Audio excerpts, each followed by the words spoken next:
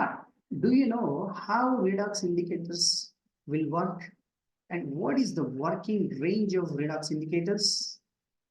Do they behave like acid-base indicators or not? Hi, this is Madhusudan, a postgraduate from IIT Delhi. I'm going to explain you how redox indicators will work, in what ranges they are going to behave. You already know that the acid-base indicators working range is pH is equal to pKa plus or minus 1, plus or minus 1. In that range, it's going to work like acid-base indicators. Then what about redox indicators?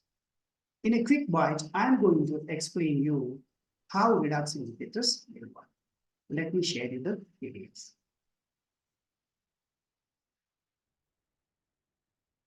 Yeah, guys, look at this. Yeah, this unlike acid-base indicators, redox indicators will behave in a different range. Like acid-base indicators will work in the range of pH is equal to pKa plus or minus 1.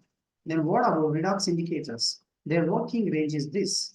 E is equal to E naught plus or minus 0.05916 by N volts. This is the potential range where your redox indicator will work as an indicator. Okay. To identify endpoints in redox titrations, we will use these redox indicators. Let's take one example. Ferrine is an indicator.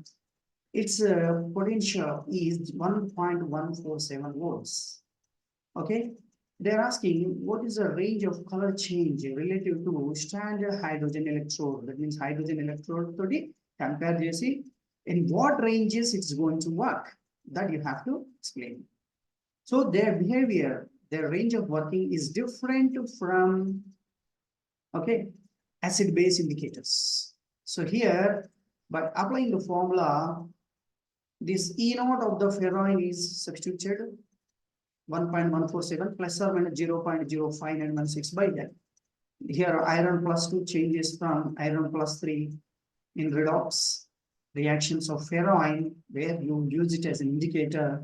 So number of electrons change is 1. So in the denominator I get 1. So one time what you have to do is 1.147 plus 0.05916, and in the other case 1.147 minus 0.05916.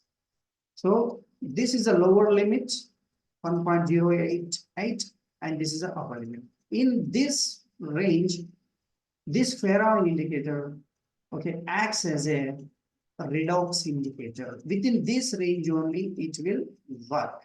So this is how your redox indicators will work. Okay, they are little different from the regular acid-base indicators. Hope you understood. For more information about redox titrations, click the link below.